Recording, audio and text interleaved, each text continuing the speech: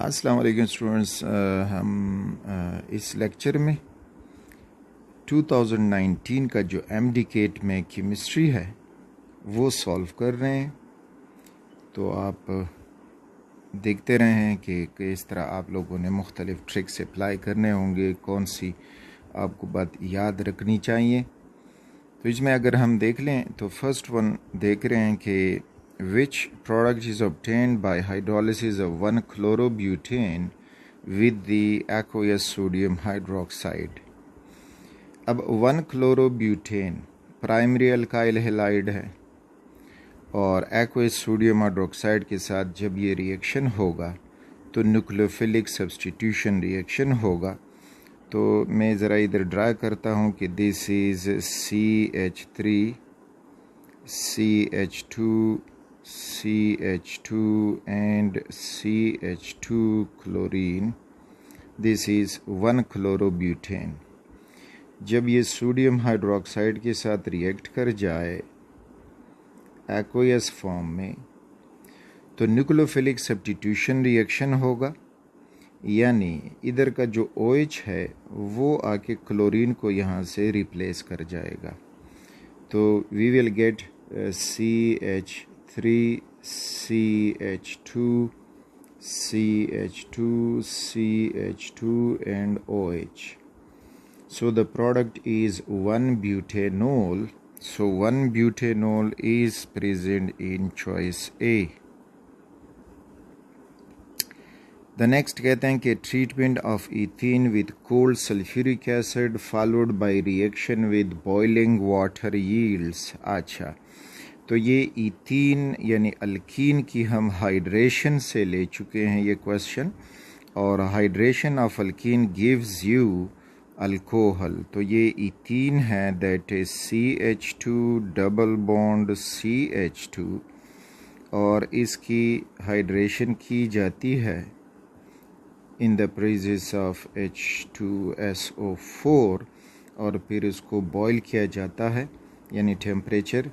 अच्छा, अब यहाँ पे पहले अल्काइल हाइड्रोजन सल्फेट बनेगा और फिर वाटर उसके साथ रिएक्ट करके, तो सिंपल ओवरऑल रिएक्शन ये होगा कि this is just an addition of water to the double bond. अब कोई मार्कोनिकॉफ रूल फॉलो नहीं होगा क्योंकि इथीन जो है वो सिमेट्रिकल है। तो हमें मिल जाएगा CH3 single bond CH2 and OH। तो यहाँ पे इथेनॉल बनेगा। So the choice D is correct over here कि इसमें इथेनॉल बनेगा। अगला है कि the average atomic mass of boron is 10। Next जो है कि the average atomic mass of boron is 10.8। It has two isotopes of masses 10 and 11 respectively। What is the percentage of isotope with the average atomic mass 10। अच्छा, एक shortcut तो ये कि average atomic मास जिस isotope के करीब होगा तो 10.8 इज़ क्लोज़र टू 11। तो मीन्स कि जो बोरॉन 11 है वो ज़्यादा परसेंटेज में होगा और बोरॉन 10 जो है वो लो परसेंटेज में होगा। लेकिन अब यहाँ पे प्रॉपरली उसको कैलकुलेट करने के लिए कि उसकी वैल्यू कितनी आएगी, तो वहीं एवरेज एटॉमिक मास वाला फार्मूला इस्तेमाल करेंगे। एवरेज एटॉमिक मास जो है वो 10.8 है, is equal to mass of isotope 1, तो वो 10 और मल्टीप्लाइड x, यानी x उसका जो परसेंटेज है वो मालूम करेंगे। उसके बाद ये था कि plus mass of isotope second that is 11 और मल्टीप्लाइड उसका परसेंटेज, तो उसका परसेंटेज हम लेंगे कि इट इज़ 100 माइनस x और होल डिवाइडेड बाय 100। तो ये फार्मूला इस्तेमाल करेंगे, यानी 100 में से माइनस x जाएगा तो बकाया परसेंटेज वो 11 का रह जाएगा, और 10 जो है वो x जो मालूम होगा वो 10 के साथ मल्टीप्लाई होके तो उसका परसेंटेज आएगा।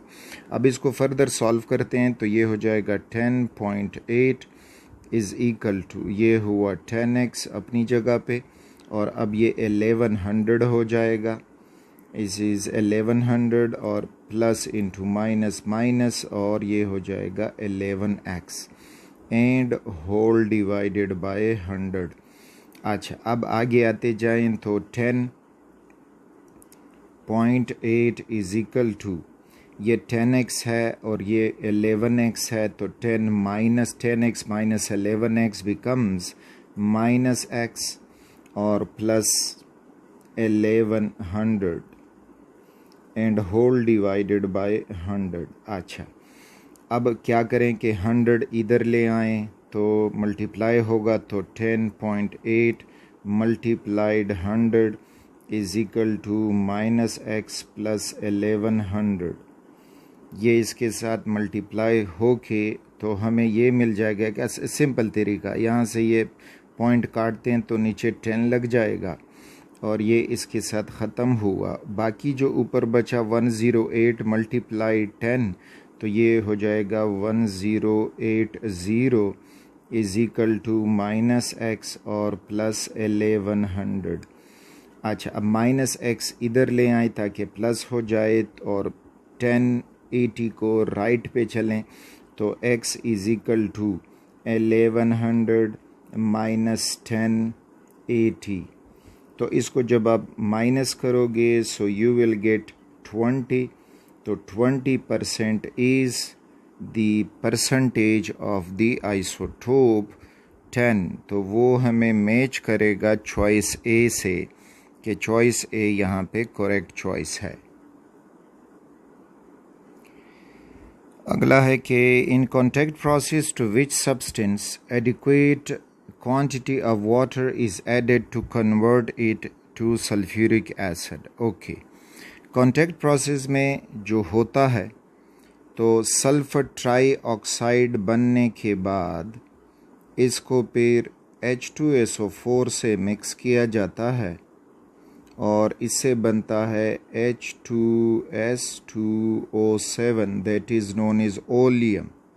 और फिर ओलियम जो है H2S2O7, इससे फिर पानी ऐड किया जाता है और इस तरह से you will get H2SO4।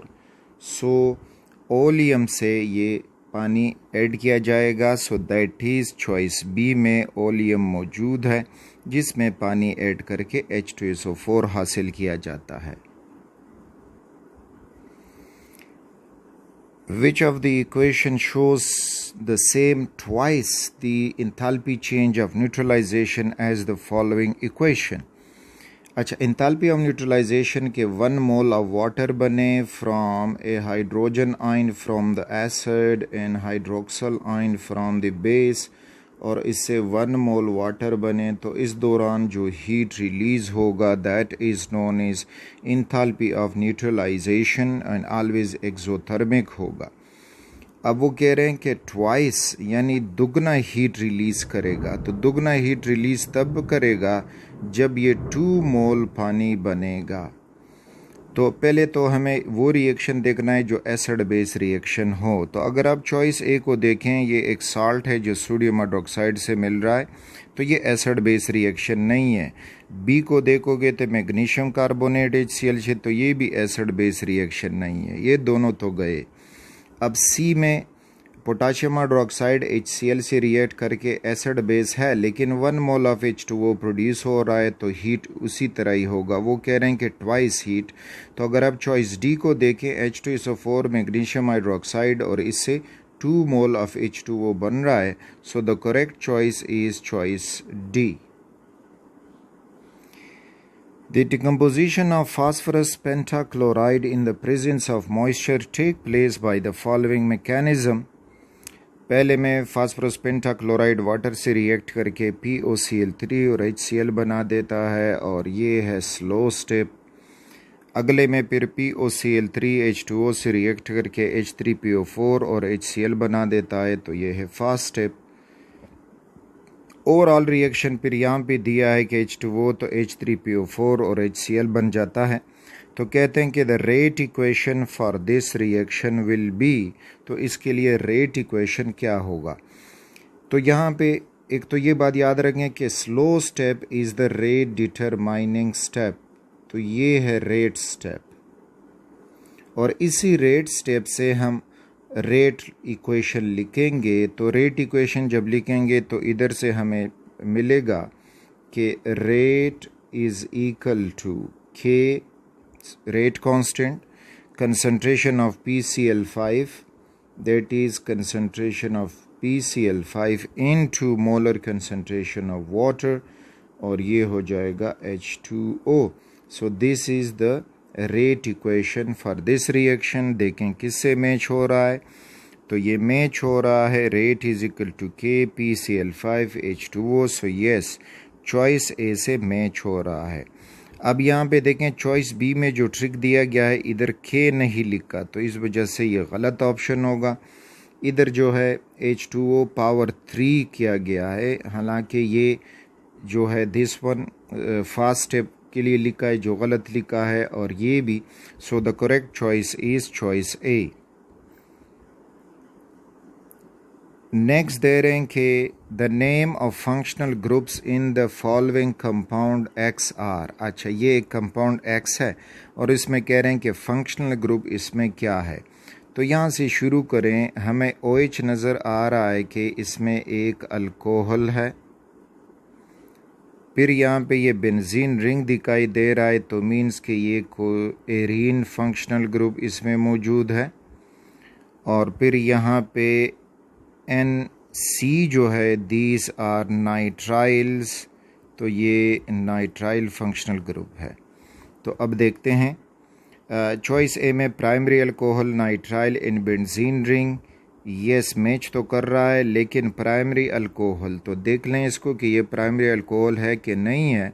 So looking at the C, and this C is bonded to another carbon of the ring and bonded to CH3 इस साइड पे, और इसके साथ OH अटैच है। so this is a secondary alcohol, not a primary alcohol। Choice B देखें, secondary alcohol है, nitrile है और फिनोल रिंग है। नहीं, रिंग फिनोल का नहीं है, बेंजीन का है, तो ये चॉइस भी गया। Choice C, secondary alcohol amine and benzene ring, नहीं अमीन तो नहीं है, नाइट्राइल है, बाकी दो चीज़ें ठीक हैं। और आगे secondary alcohol nitrile and aryl ring, yes, तो चॉइस डी इज़ करेक्ट कि सेकेंडरी अल्कोहल है, दैट इज़ नाइट्राइल है, दैट इज़, और एराइल रिंग या एरीन रिंग या बेंजीन रिंग, तो this is correct.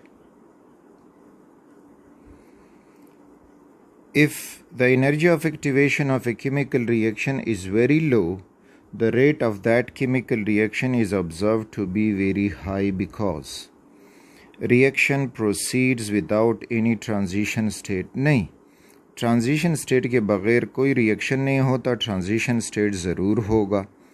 Choice B में है कि नंबर ऑफ एफिशिएंट और फ्रूटफुल कोलिजन इंक्रीजेस, यस ये करेक्ट है। आगे देखते हैं कि concentration of the reactant becomes irrelevant, नहीं ये तो गलत बात है। Molecules of the reactants move slowly, नहीं मोशन के साथ उसका कोई ताल्लुक नहीं है, तो स्लो या तेज़। तो यहाँ पे हमें मिलेगा कि नंबर ऑफ एफिशिएंट और फ्रूटफुल कोलिजन इंक्रीजेस, क्योंकि एक्टिवेशन एनर्जी कम है तो थोड़ी सी भी वो टकराएंगे, तो इस तरह से एक्टिवेशन एनर्जी हासिल करके वो आगे रिएक्शन करते जाएंगे। So choice B is the correct choice in this question. Which of the following compound will give a secondary alcohol after reaction with sodium borohydride? अच्छा, सोडियम बोरोहाइड्राइड एक रिड्यूसिंग एजेंट है और इन कंपाउंड की reduction करवा के हमें alcohol मिलेंगे, लेकिन कहते हैं कि सेकेंडरी अल्कोहल कौन देगा। तो अगर इस चॉइस में जाने से पहले secondary alcohol upon reduction of ketone हासिल होते हैं। अल्डिहाइड के रिडक्शन से हमें मिलेंगे प्राइमरी अल्कोहल्स, और जो कार्बोक्सिलिक का रिडक्शन करोगे तो वो भी हमें प्राइमरी अल्कोहल देगा। तो यहाँ पे जो है एस्टर है, नो एस्टर चॉइस ए में, तो it's not our choice. Choice B में देखोगे तो ये प्रोपेनॉन है और प्रोपेनॉन की रिडक्शन होके सेकेंडरी अल्कोहल हमें मिलेगा। So this is the correct choice.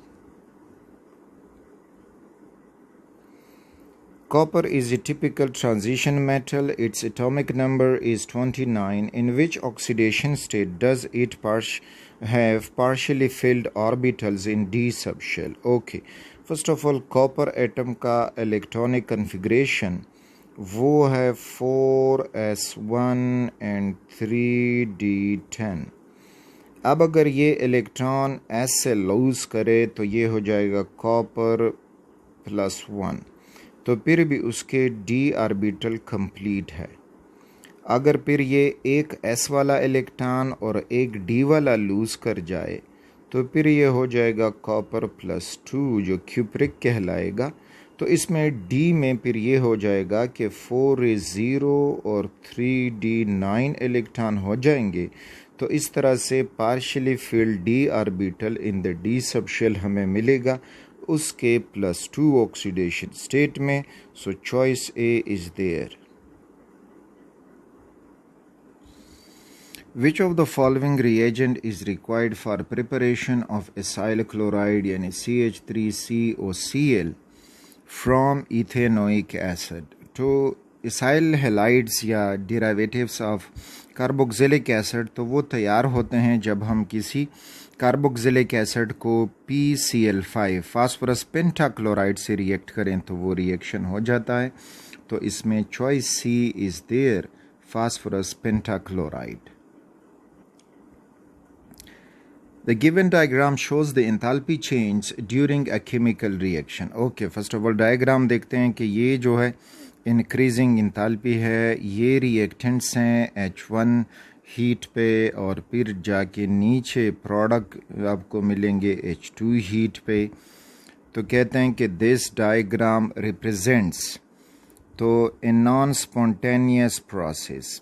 नहीं, वो प्रोसेस स्पॉन्टेनियस होगा जहाँ पे हाई एनर्जी से लो एनर्जी में कोई सिस्टम जा रहा हो।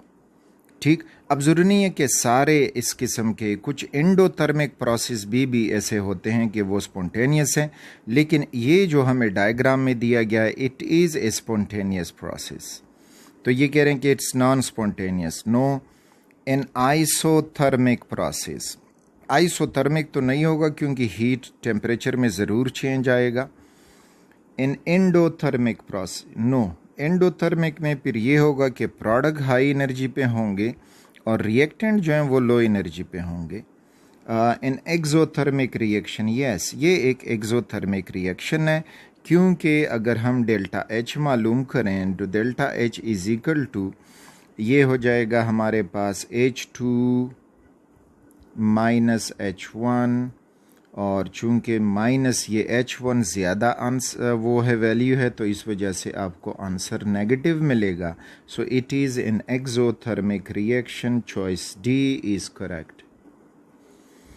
Ionisation energy decrease down the group from top to bottom due to. अच्छा, डाउन द ग्रुप जब हम जाते हैं तो increase atomic number, yes, increase atomic number आता है, लेकिन ग्रुप में जो आयोनाइजेशन एनर्जी का ट्रेंड है वो एटॉमिक नंबर पे इतना डिपेंड नहीं करता, पीरियड में वो डिपेंड करता है। डिक्रीज इन एटॉमिक साइज नहीं, डाउन द ग्रुप साइज तो बढ़ेगा।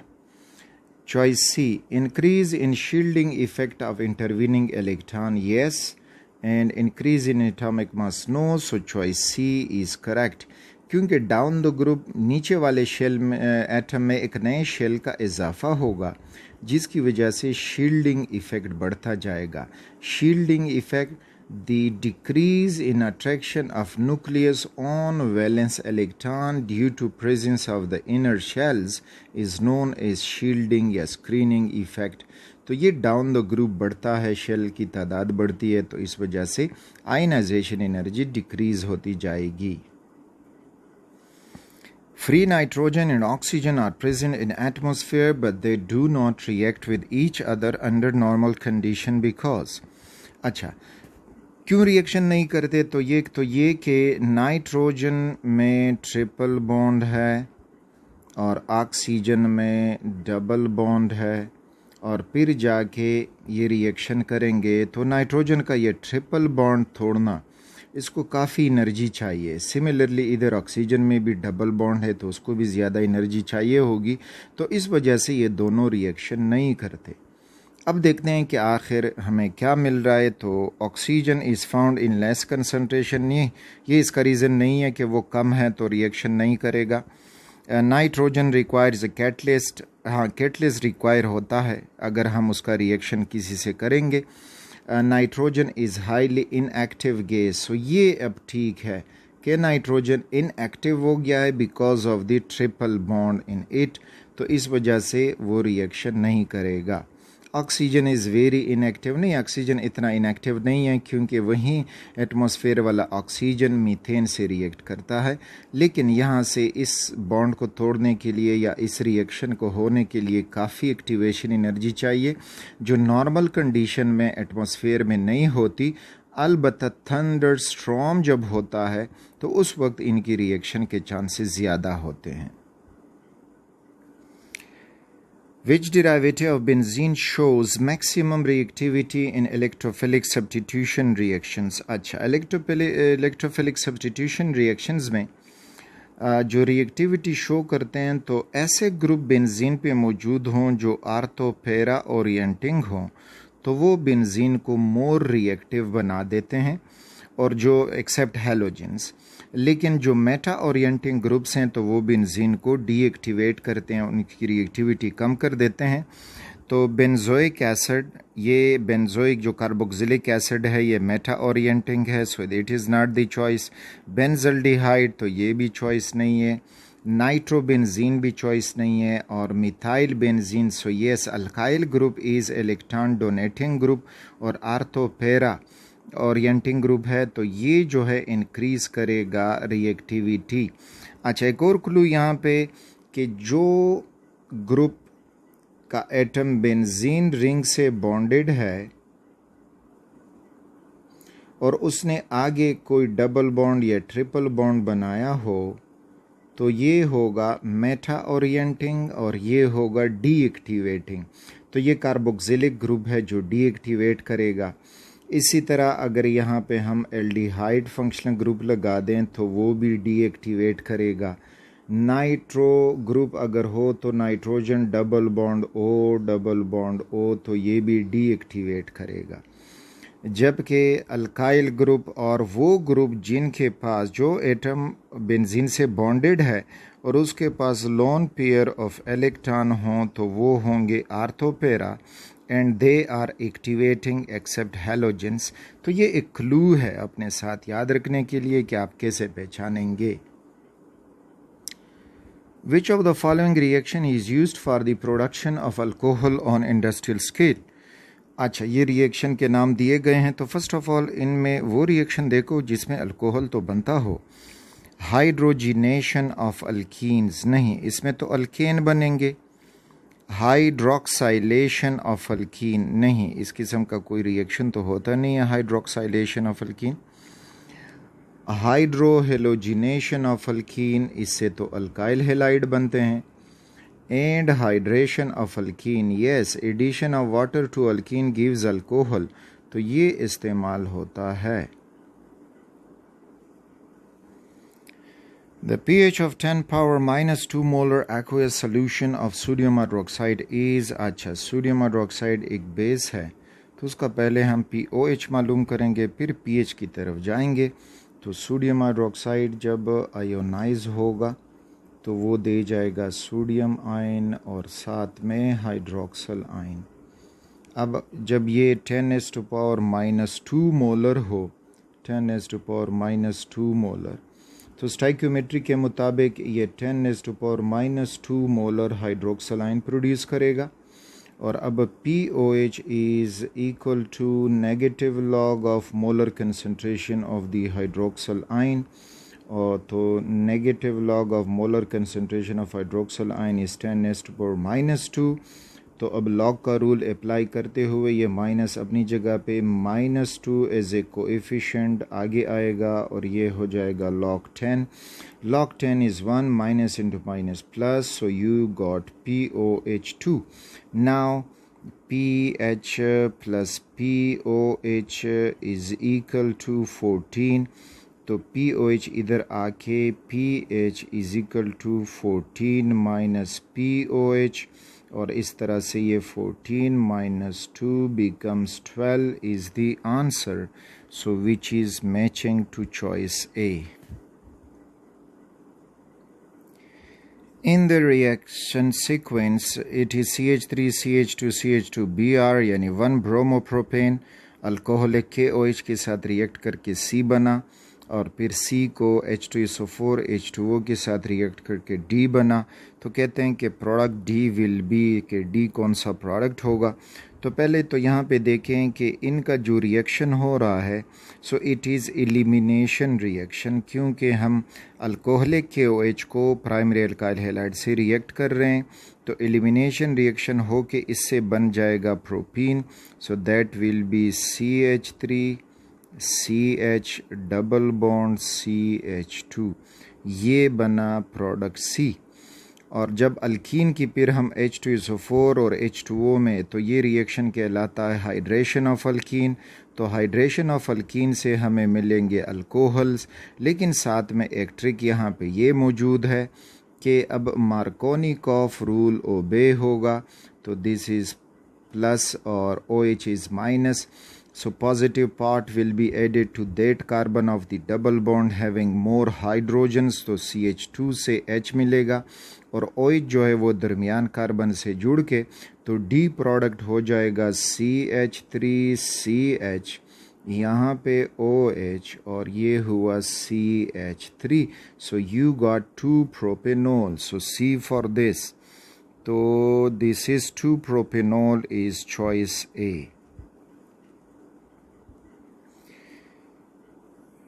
अगला जो है वो कह रहे हैं कि what is the measure of activation energy in endothermic reaction. तो एंडोथर्मिक रिएक्शन जब होगा तो हम उसका ग्राफ कुछ यूँ याद रखे हुए हैं कि ये वाई एक्सिस पे एनर्जी है।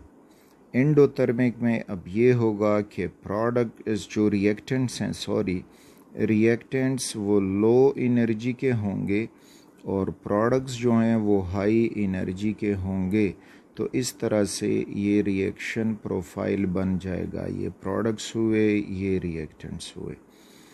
तो एक्टिवेशन एनर्जी हाई होगी फॉर एंडोथर्मिक रिएक्शन। लेकिन अब देखते हैं कि वो चॉइसेस में क्या कह रहे हैं। The energy of activation of forward reaction is less than that of a backward reaction. No, backward reaction अगर आएगा तो उसकी एक्टिवेशन एनर्जी जो है कम है। ये है सारी activation energy, this is that activation energy. तो बैकवर्ड रिएक्शन जब होगा तो थोड़ी सी एनर्जी उसको चाहिए अगेन प्रोडक्ट रिएक्टेंट्स बनाने के लिए। The energy of activation of forward reaction is same. No, same नहीं होगा, डिफरेंट होगा, वो कम है और फॉरवर्ड रिएक्शन के लिए ज़्यादा होगी।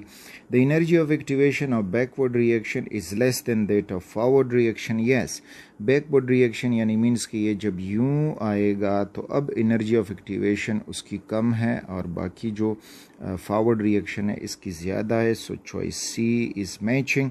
और डी भी देखें, the energy of activation of backward reaction is more than that of forward reaction. No, again वही बात दूसरी तरफ से कह चुके हैं, तो ये नहीं होगा।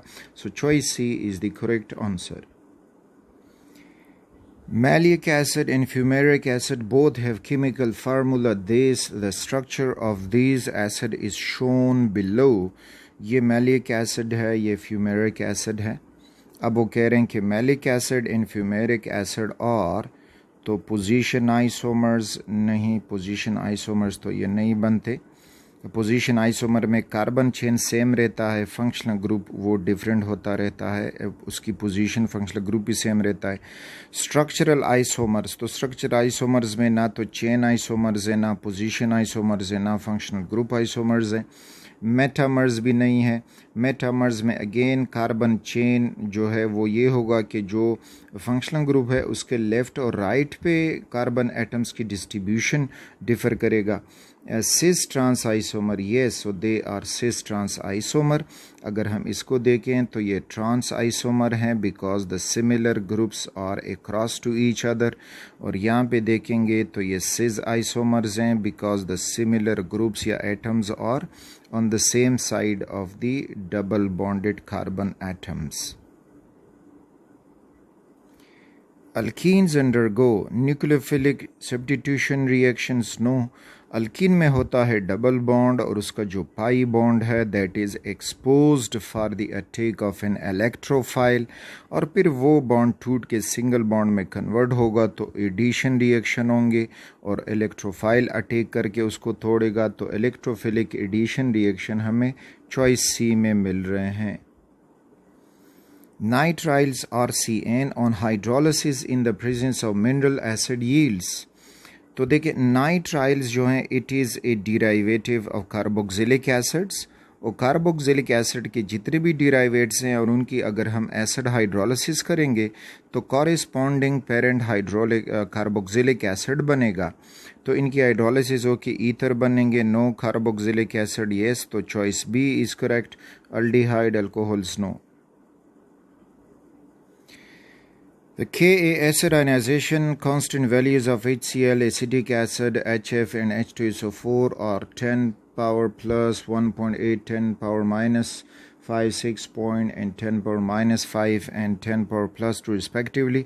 The decreasing strength of carboxylic acid is, तो यहाँ पे Ka जो है it is directly proportional to the acidic strength. Mean जिसकी के वैल्यू ज़्यादा तो वो स्ट्रॉन्ग एसिड है. तो इन वैल्यूज़ में देखोगे तो 10 पावर प्लस 7 ज़्यादा वैल्यू है जो है HCl की. फिर उसके बाद आओगे तो you will gate 10 power plus 2, ये ज़्यादा वैल्यू है और वो है H2SO4 की. तो डिक्रीजिंग स्ट्रेंथ मांग रहे हैं तो मीन के पहले HCl होना चाहिए और सेकंड पे H2SO4 होना चाहिए. अच्छा, फिर 1.8 इंटू 10 पावर माइनस 5 और 6 पॉइंट इंटू 10 पावर माइनस 5, तो यहाँ पे 6.7 ज़्यादा है. तो 6.7 जो है वो acetic acid, this is for HF, ये है HF की, दिस इज़ फॉर HF, तो मीन के HF होना चाहिए 3 पे. और फिर जो है 1.85 ये है फॉर दी एसिटिक एसिड, तो वो 4 पे होना चाहिए. तो देखते हैं HCl पहले HF नो, हमें HCl पहले चाहिए H2SO4 HF, so choice C is matching. Which of the following will give a positive test with Tollon's reagent? तो Tollon's reagent हम इस्तेमाल करते हैं कीटोन्स और अल्डिहाइड का डिफ्रेंशिएशन के लिए, और वो अल्डिहाइड से रिएक्शन करते हैं लेकिन कीटोन से नहीं. तो अब यहाँ पे अल्डिहाइड ढूंढ लें, सो चॉइस ए इज़ अल्डिहाइड, तो उनसे इनका रिएक्शन होता है. Select the reagent X from the following choices for this conversion. अच्छा, तो कन्वर्जन ये है कि इफ़ यू लुक, ये OH है तो ये अल्कोहल है और वो चेंज हुआ है into ketone, this was alcohol.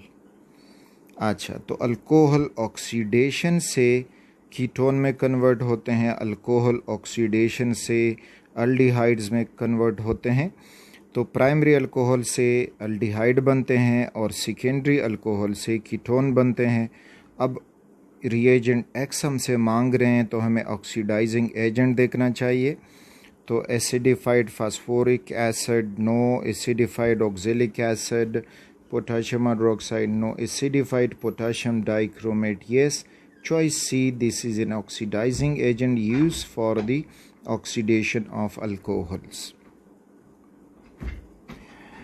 Which of the following compound is responsible for the depletion of ozone layer? तो ozone layer, before looking at the option, ozone layer के डिप्लीशन के लिए क्लोरोफ्लोरोकार्बन्स वो जो हैं रिस्पॉन्सिबल हैं, तो कार्बन टेट्राक्लोराइड हुआ, हाइड्रोफ्लोरोकार्बन हुए, chlorofluorocarbon is there, so this is choice B is for this. Which of one of the following compound is addition polymer. अच्छा, एक तो ये एडिशन पॉलीमर मीन के अनसेचुरेटेड मोनोमर मिल के एक सेचुरेटेड पॉलीमर बनाएंगे, दैट इज़ एडिशन पॉलीमर। लेकिन आपने उनके नाम याद रखने होंगे। तो हमें पॉली वाइनिल क्लोराइड मिल रहा है which is abbreviated is PVC, तो ये जो है एडिशन पॉलीमर है।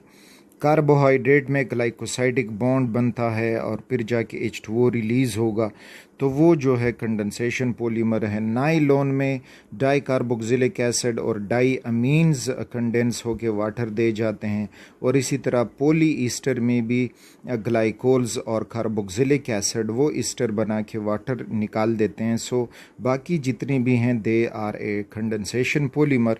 PVC जो है it is an addition polymer. Ketone can be made by oxidation of. अच्छा, प्राइमरी अल्कोहल ऑक्सीडेशन से एल्डिहाइड देते हैं, सेकेंडरी अल्कोहल ऑक्सीडेशन से कीटोन देते हैं, और tertiary alcohol can not be oxidized, so secondary alcohol is the choice which is choice A. Which of the following bond is responsible for joining the amino acid and protein? तो protein में amino acid जब मिलते हैं तो एक amino acid की तरफ से कार्बोक्सिलिक ग्रुप और दूसरे अमीनो एसिड की तरफ से उसका जो NH2 ग्रुप है वो आके यहाँ पे इनमें वाटर कंडेंस होके निकलता है, दिस इज़ -H2O, और फिर रह जाएगा कार्बन O, यहाँ पे हो जाएगा NH, और ये तो इसको पेप्टाइड लिंकेज या एमाइड लिंकेज कहते हैं।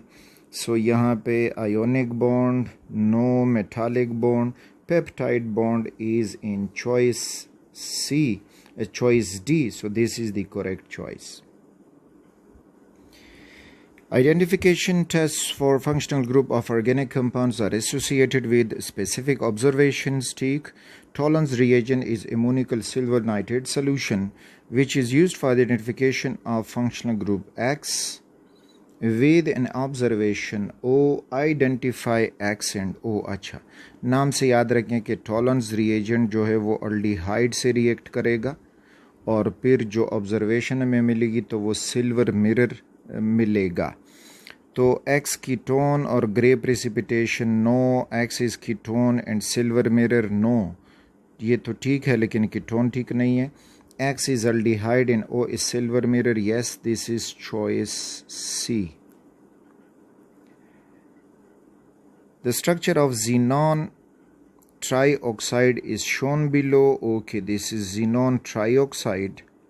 With reference to the valence shell electron pair repulsion theory, whisper the shape of xenon trioxide is. Okay, अब यहाँ पे देखें लोन पेयर भी दिखाई दे रहा है, और बाकी जो हैं ये सारे बॉन्ड पेयर्स हैं, और अगर डबल बॉन्ड वाले पेयर हैं तो उसको भी हम सिंगल बॉन्ड पेयर कंसिडर करेंगे विस्पर थ्योरी में। तो ये वो एक्चुअली एमोनिया लाइक शेप बनेगा, दिस वन जो होता है ट्रिगोनल पिरामिडल। तो ट्रिगोनल पिरामिडल इस चॉइस ए में है, bent trigonal planar no tetrahedral, so choice A is correct choice. Which two elements are isotopes. अच्छा, ये तो रिमेंबर पहले आइसोटोप्स की तरफ जाते हैं। Isotopes have same atomic number but different mass number, having same number of electron and protons but different number of neutrons. तो ए में देखेंगे तो ये 9 है, 10 एटॉमिक नंबर है, 9। बी में देखते हैं तो X 8 है और Y भी एटॉमिक नंबर 8, 15 और 14। Yes, this is the choice. अब अगर सी में देख लें तो लुक एट दिस, तो ये अब आई कैचिंग है लेकिन उसमें एटॉमिक नंबर तो सेम है, साथ में मास नंबर भी सेम है, तो मीन्स कि ये बस दो से एक ही एलिमेंट के एटम दिए गए हैं, they are not isotopic atoms, और ये नहीं है। So choice B is correct. According to Watson and Crick model of DNA, the DNA molecule consists of a double helix. What type of forces are responsible to keep the strand of DNA together? तो hydrogen bonding वहाँ पे बनती है, so hydrogen bonding हमें choice A में मिलेगा. Next, an intermolecular force of attraction X is relatively stronger than the other intermolecular forces. It stabilizes the alpha helix and beta plated sheets of proteins. The double helical structure of DNA is also stabilized by this force of attraction. Identify the X. So it is again hydrogen bonding, very easy. Which one of the following molecule has sp3 hybridization? तो देखें सारे इधर carbon हमें दिए हैं, तो carbon अगर सारे सिंगल बॉन्ड बनाएं तो वो sp3 होगा. कार्बन अगर एक डबल बॉन्ड बनाए और दो सिंगल हो तो sp2 होगा. और कार्बन ने अगर दोनों डबल बॉन्ड बनाए हो या एक ट्रिपल बॉन्ड और एक सिंगल बॉन्ड बनाया हो तो sp होगा. तो अब यहाँ पे देखेंगे तो चॉइस ए मीथेन ही है, जिसमें कार्बन 4 सिंगल बॉन्ड बना चुका है, तो इसमें sp3 हाइब्रिडाइजेशन है. C2H2 जो है ये ईथीन है, तो इसमें कार्बन जो है वो sp2 हाइब्रिड है. कार्बन डाइऑक्साइड में कार्बन ने 2 डबल बॉन्ड बनाए हैं ऑक्सीजन से, तो sp हाइब्रिड है. और C2H4 में दिस इज C2H2 ईथीन, और C2H4 में अब यहाँ पे ये C2 है और H4CH2, ये भी CH2 और ये हुआ, तो यहाँ पे इसने डबल बॉन्ड बनाया और यहाँ पे कार्बन जो है वो ट्रिपल बॉन्ड बना चुका है. इट इज़ दैट्स नॉट वो है acetylene, so it is HC triple bond CH, तो मीन्स कि यहाँ पर भी वो sp हाइब्रिड है, so choice is CH4. Oxidation number of particular element can be directly or indirectly inferred from its atomic mass. Has nothing to do with the oxidation state. Physical state has nothing to do. Group number of the periodic table, yes. तो group number से हम किसी element का oxidation state मालूम कर सकते हैं directly या इनडायरेक्टली, जबकि एटॉमिक साइज का भी इससे कोई रिलेशन नहीं है, तो group number helps us. Which of the following sets constitutes of all the molecules in ions of non-planar geometry? यानी सारे जो है वो नॉन प्लेनर हैं, एक ही प्लेन में नहीं है. तो चॉइस ए में अगर हम PH4 को लें तो PH4 हमें टेट्राहेड्रल ज्योमेट्री देगा which is non planar. NH3 हमें पिरामिडल ज्योमेट्री दे रहा है. SO3 प्लेनर दे रहा है, लेकिन साथ में बाकी जो हैं वो प्लेनर नहीं है. बेंजीन जो है वो भी प्लेनर ज्योमेट्री देता है, तो इस वजह से सारे जो है वो नॉन प्लेनर नहीं हुए, 2 उसमें प्लेनर आ गए हैं. चॉइस बी में ये लीनियर है, लीनियर ज्योमेट्री वाला है. लाइन में H2O जो है वो बैंड ज्योमेट्री है. बेरिलियम क्लोराइड लीनियर है. H2SP बैंड फॉर्म में होता है. चॉइस सी में सल्फर डाइऑक्साइड भी बैंड ज्योमेट्री है. C2H4 ये प्लेनर ज्योमेट्री रखता है, इस फॉर्म में ये उसकी प्लेनर ज्योमेट्री है. BF3 प्लेनर ज्योमेट्री रखता है, एक ही प्लेन में सारे मौजूद हैं. और NO3 जो है दिस इज़ N, और इधर ये नाइट्रोजन और यहाँ पर ये ऑक्सीजन हुआ विद ए डबल बॉन्ड, और ये oxygen with A negative charge, तो ये प्लेनर है. लेकिन बाकी इसमें प्लेनर हमें सल्फर डाइऑक्साइड नहीं मिल रहा. CH4 में जो है ये CH4 जो है वो टेट्राहेड्रल ज्योमेट्री का है. NH4 भी यही ज्योमेट्री बना चुका है, having a positive charge. MnO4 ये मैंगनीज है और इसका भी यही ज्योमेट्री हमें मिलेगा. जबकि NF3 वो जो है वो भी पिरामिडल फॉर्म में मिलेगा. तो मीन्स कि ये सारे जो चॉइस डी वाले हैं they are not in planar geometry, so choice D is correct. Nitrogen has the atomic mass of 7. Nitrogen has the atomic mass of 14. It is atomic number होगा। Which of the following electronic configuration is of nitrogen atom in ground state. अच्छा, तो ये atomic number होगा, not atomic mass. This is atomic number. Which of the electronic configuration is of a nitrogen atom in ground state. तो ground state में पहले से खुद कर दो कि क्या होगा। तो 1s2 2s2 एंड 2p3। और फिर हंस रूल के मुताबिक p में जो 3 ऑर्बिटल हैं तो 1 2 3 हर ऑर्बिटल में एक एक इलेक्ट्रॉन मौजूद होगा। So let's see where we will get this configuration. तो चॉइस ए में हमें ये 9 मिल रहा, यहाँ पे 2px2 है, 2pz1 है, नहीं। चॉइस सी में 1:2:2 2px1 2py 2pz। So yes, this is the choice.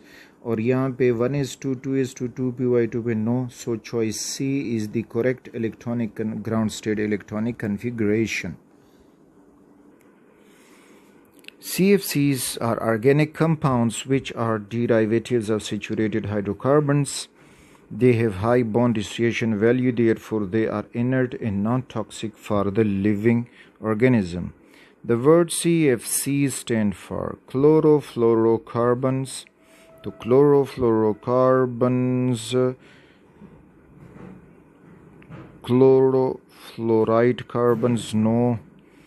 Carbofluorochlorides, no. Chlorofluorocarbides, no. And this is chlorofluorocarbons, so this is choice D. Amino acids are bifunctional group compounds with a general formula this. A tripeptide is formed between alanine, glycine and lysine. There is no repetition of amino acid in tripeptide. Suggest how many tripeptides are possible. Okay. देखते हैं कि कितने हम बना सकते हैं। तो for example alanine, ये हम ए से रिप्रेजेंट करते हैं, जी फॉर ग्लाइसिन हुआ, और जो ये है उसके लिए आइसिन के लिए तो ये आई हुआ। एक ये ट्राइपेप्टाइड बना, दूसरा ए आई और जी, ये दूसरा बना। अच्छा, आगे फिर जी को पहले कर दो तो जी ए आई, फिर जी आई ए, अगला जो है आई ए जी, आई जी ए। तो जब रिपीटिशन नहीं होगी तो ये 6 बनेंगे। अच्छा, अब अगर हम ये देखें कि ए जी आई और ए जी आई अगर ये एक जैसे हैं तो ठीक, फिर ए आई जी और ए आई जी ये भी एक जैसे ही बन रहे हैं, जी ए आई तो ये भी एक जैसे बन रहे हैं। तो मीन्स के ए जी आई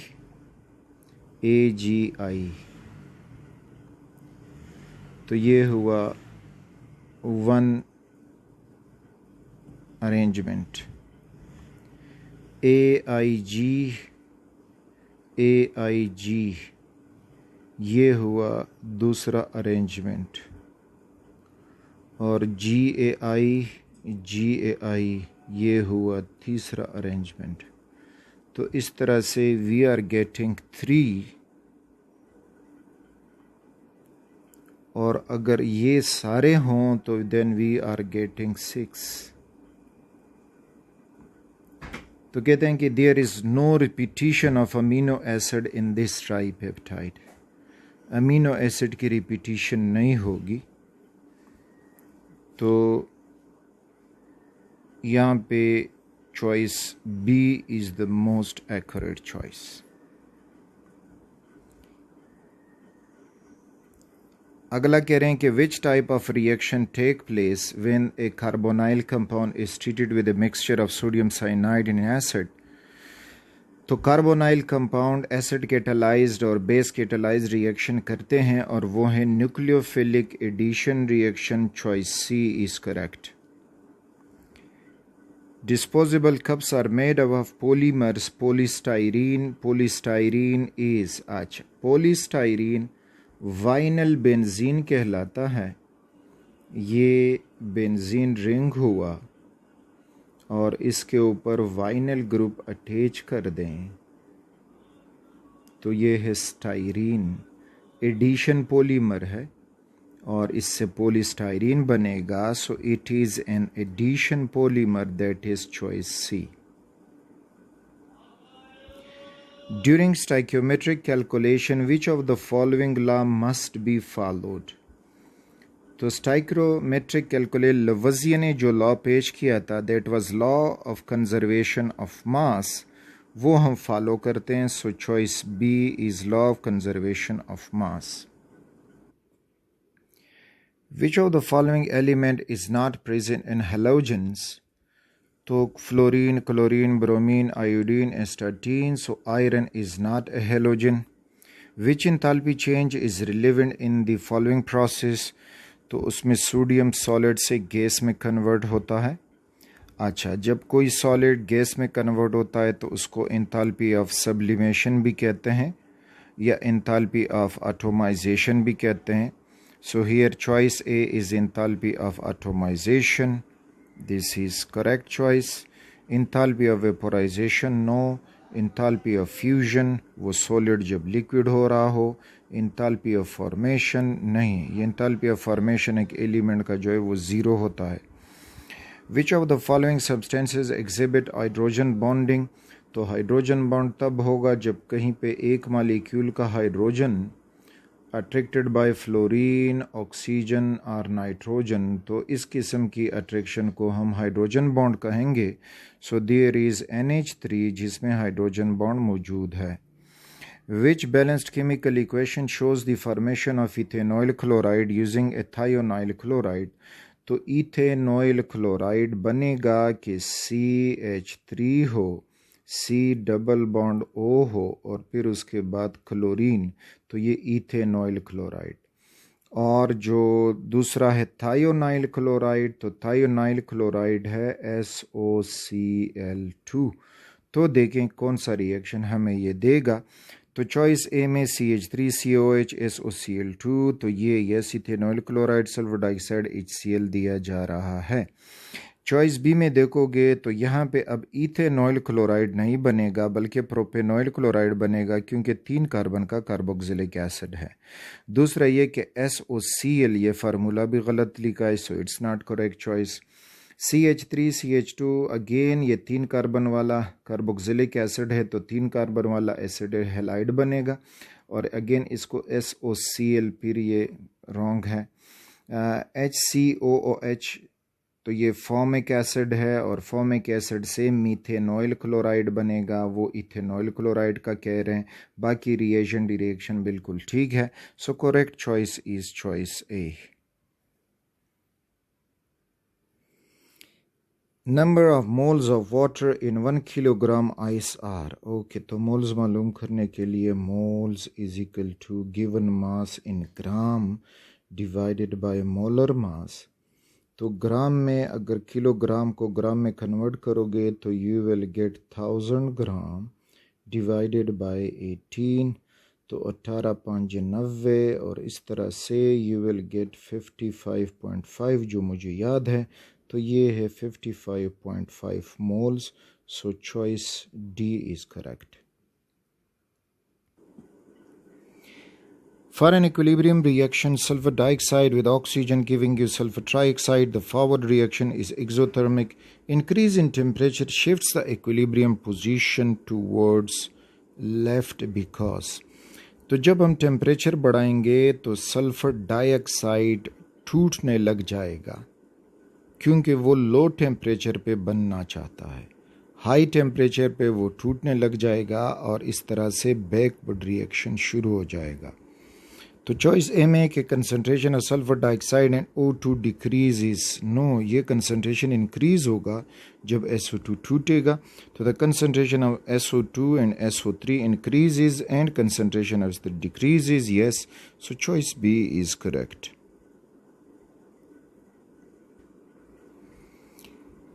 अच्छा, फिर ये अगले क्वेश्चन में मुख्तलिफ रिडक्शन पोटेंशियल हमें दी गई हैं वैल्यूज़ में, और keeping in view the values of standard reduction potential given above, which one of the following would you select as a feasible chemical reaction. अच्छा, अब यहाँ पे अगर आप देखोगे तो ये जो नेगेटिव वैल्यूज़ वाले होते हैं ये इलेक्ट्रॉन लूजर्स होते हैं, जो पॉजिटिव वैल्यू वाले होते हैं तो ये इलेक्ट्रॉन एक्सेप्टर होते हैं।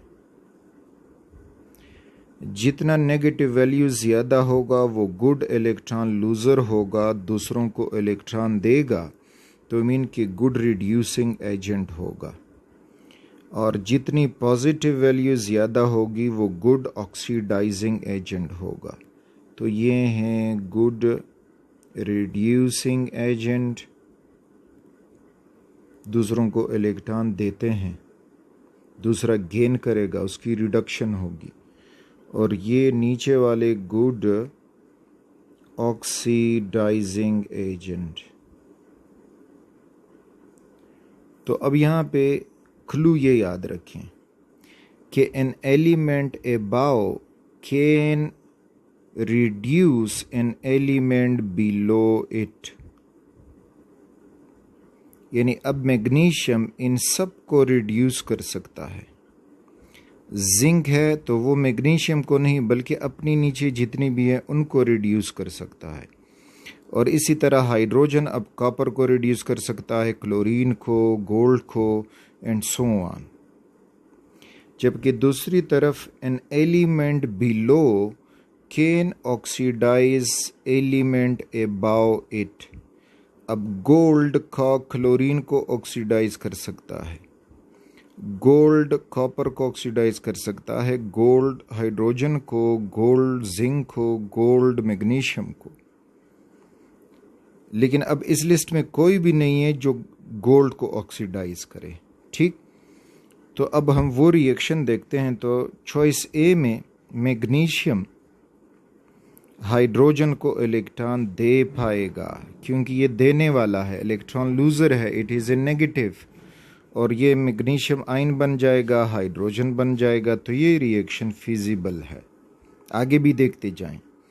कॉपर जिंक, यानी जिंक कॉपर से इलेक्ट्रॉन निकलवा रहा है, नहीं, कॉपर जो है वो पॉजिटिव वैल्यू वाला है, वो इलेक्ट्रॉन एक्सेप्टर है, देगा नहीं। तो ये रिएक्शन नॉट फिजिबल। सी में देखें, क्लोरीन नेगेटिव, आयोडीन, और फिर इस तरह से। तो क्लोरीन जो है वो पॉजिटिव वैल्यू वाला है। अब आयोडीन जो है यहाँ पे हमें नहीं मिल रहा, आयोडीन जो है वो नीचे कहीं स्केल में होगा। तो मीन के क्लोरीन आयोडीन को इलेक्ट्रॉन नहीं दे सकता, बल्कि आयोडीन क्लोरीन को इलेक्ट्रॉन दे सकता है। ठीक, यानी iodide is a reducing agent but chloride is not for iodine. तो ये रिएक्शन भी फिजिबल नहीं है। गोल्ड और हाइड्रोजन, गोल्ड हाइड्रोजन को इलेक्ट्रॉन नहीं देगा क्योंकि गोल्ड इलेक्ट्रॉन लेगा, it has a positive value, तो ये भी फिजिबल नहीं है। So the only feasible reaction is choice A. Modern periodic table is arranged in ascending order of, arrange in ascending order of atomic number. तो atomic mass no, proton number yes, proton number is known as atomic number, mass number, nucleon number no. Choice B is correct.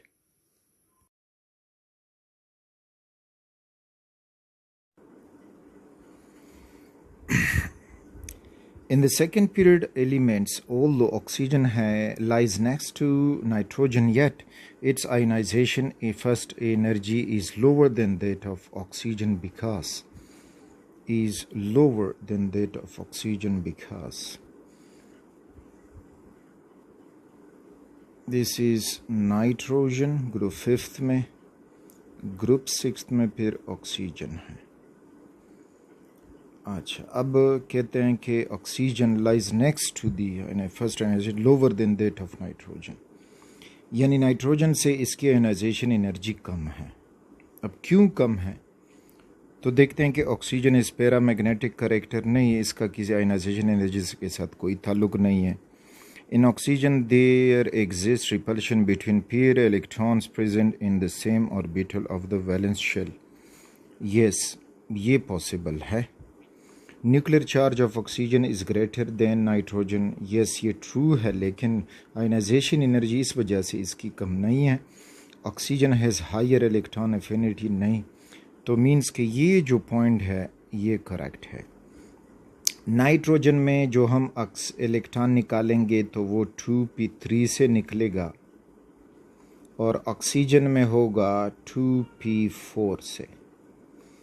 तो ये जो है half filled है, stable है, ये partially field है, unstable है। तो इस वजह से ऑक्सीजन की फर्स्ट आयोनाइजेशन एनर्जी कम होगी कंपेयर टू नाइट्रोजन। और फिर इसी स्टेबिलिटी की बात की गई है कि अनस्टेबल क्यों है। So there is a pair of electron in the orbital और ये रिपल्शन करते हैं। तो करेक्ट चॉइस इज़ बी।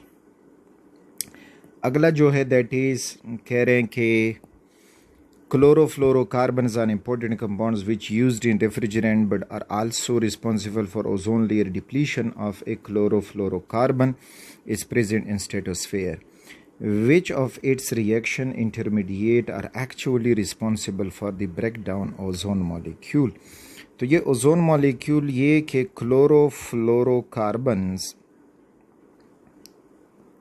ये जब टूट जाता है क्लोरोफ्लोरोकार्बन तो इससे क्लोरीन फ्री रेडिकल बनता है।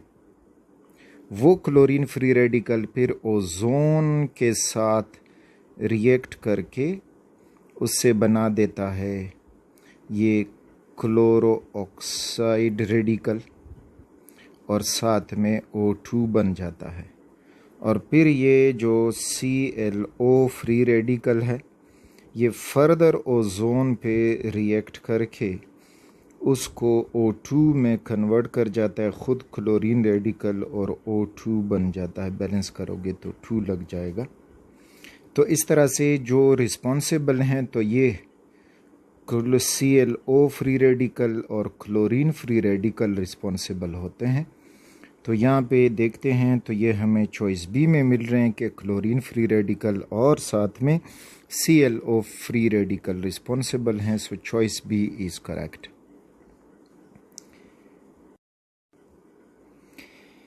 The next one, solution containing 85.5 gram of sucrose in 250 cubic centimeter. What is its molarity?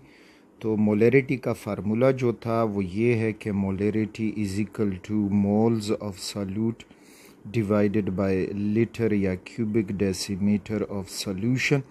तो पहले हमने ग्राम को मोल्स में कन्वर्ट करना होगा और लीटर क्यूबिक सेंटीमीटर को लीटर में कन्वर्ट करना है। तो मोल्स फाइंड करने के लिए given mass divided by molar mass, तो 85.5 डिवाइडेड बाय 342। तो ये जब 342 पे डिवाइड होगा so you will get over here 0.25। और फिर जो 250 क्यूबिक सेंटीमीटर है तो इसको 1000 पे डिवाइड कर दो। तो 1000 पे डिवाइड करने से 0 0 के साथ ख़त्म हुआ। ये 0.5 तो 5 लगा, फिर ये 0 के लिए 2 लगा और 1 के लिए ऊपर पॉइंट लग जाएगा तो 0.25 लीटर। अब यहाँ पे लगा दो तो मोल्स भी 0.25 मोल हैं और लीटर भी 0.25 है। तो इस तरह से you will gate 1 molar. So choice D is the correct choice. The next one, which of the following is the electronic configuration of chromium. तो क्रोमियम जो है वो 24 उसका एटॉमिक नंबर है। तो जब हम इसकी कन्फिग्रेशन करेंगे तो शॉर्टकट लग जाएगा आर्गॉन जिसमें 18 इलेक्ट्रॉन एकोमोडेट हुए। बाकी उसके बाद 4s की बारी है तो 4s2, तो ये हो जाएंगे 20 इलेक्ट्रॉन और 4 जो हैं वो 3d4 में। लेकिन ये अफबाउ प्रिंसिपल के मुताबिक ठीक कन्फिग्रेशन है। फिर ये है कि जो क्रोमियम है वो स्टेबिलिटी अपने एटम को देगा, तो इस वजह से इसका कन्फिग्रेशन जो करेक्ट होगा तो आर्गन 4s1 और 3d5, यानी एक इलेक्ट्रॉन 4s2 से जंप करके 3d को हाफ फिल कर जाएगा, जिसकी वजह से वो स्टेबल इलेक्ट्रॉनिक कन्फिग्रेशन हो जाएगी।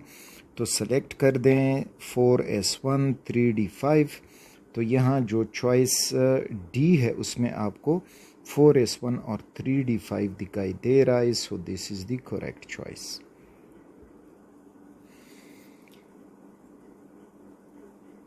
Aqueous solution of iodine and sodium hydroxide were mixed in a round bottom flask at 70 degrees Celsius. Following chemical reaction carried out. This reaction is termed as a redox reaction, free radical precipitation reaction या substitution reaction. अच्छा, first of all यहाँ पे iodine zero oxidation state में मौजूद है और यहाँ पे सोडियम +1 है, ऑक्सीजन -2, हाइड्रोजन +1, जबकि यहाँ पे सोडियम +1 है, आयोडीन अब यहाँ पे +1 और -6 तो +5 में मौजूद है, दिस इज़ +5, ऑक्सीजन वही -2 है, सोडियम +1 है, आयोडीन -1 हुआ, हाइड्रोजन +1 है, ऑक्सीजन -2 हुआ। अच्छा, इस किस्म की रिएक्शन जिसमें एक ही एलिमेंट वो ऑक्सीडेशन रिडक्शन कर जाता है, जिस तरह इधर देखोगे तो आयोडीन जो है वो +5 में भी गया है और आयोडीन जो है वो -1 में भी गया है, तो इस किस्म के रिडॉक्स रिएक्शन को कहा जाता है डिस्प्रोपोर्शनेट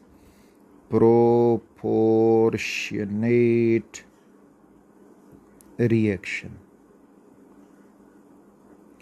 तो it is a redox reaction, लेकिन इसमें एक ही एटम या एलिमेंट के कंपाउंड ऑक्सीडाइज रिड्यूस हो जाते हैं, यानी वो प्रोडक्ट दो किस्म के दे जाता है, एक में अपना ऑक्सीडेशन स्टेट बढ़ा देता है और दूसरे में अपना ऑक्सीडेशन स्टेट कम कर देता है। जिस तरह यहाँ पे वो अपना ऑक्सीडेशन स्टेट बढ़ा चुका है आयोडीन और यहाँ पे अपना ऑक्सीडेशन स्टेट कम कर चुका है, तो ये रिडॉक्स रिएक्शन है। So we are getting choice A that it is a redox reaction, a type of redox reaction. अब अगर यहाँ पे लिखा होता कि डिस्प्रोपोर्शनेट रिएक्शन तो फिर हमारा चॉइस डिस्प्रोपोर्शनेट रिएक्शन होता। अच्छा, ये शायद all the collision between the particles of a gas are elastic in nature, which is what is meant by elastic collision। अच्छा, इलास्टिक कोलिजन में ये है कि उसमें काइनेटिक एनर्जी की गेन या चेंज नहीं आएगा, ना तो लॉस आएगा ना गेन आएगा। So no change in potential energy, no this is not, तो no change in the kinetic energy, so choice C is correct here. Carboxylic acid can be reduced into corresponding alcohols. Which of the following reagent can be used for this purpose? अच्छा, तो reagents को देख लें कि उसमें कौन जो है वो रिड्यूसिंग एजेंट है। तो lithium aluminium hydride is a reducing agent, potassium dichromate हुआ, KMnO4 हुआ, H2SO4 हुआ, तो ये ऑक्सीडाइजिंग एजेंट हैं और H2SO4 साथ में हाइड्रेटिंग और डिहाइड्रेटिंग एजेंट भी हैं। So choice A is a reducing agent जिसको हम इस्तेमाल कर सकते हैं। अब आपने ये याद रखने होंगे कि कौन रिड्यूसिंग एजेंट है और कौन जो है वो ऑक्सीडाइजिंग एजेंट है। नेक्स्ट में कि how many moles of calcium carbonate are present in 1.75 kilogram of calcium carbonate.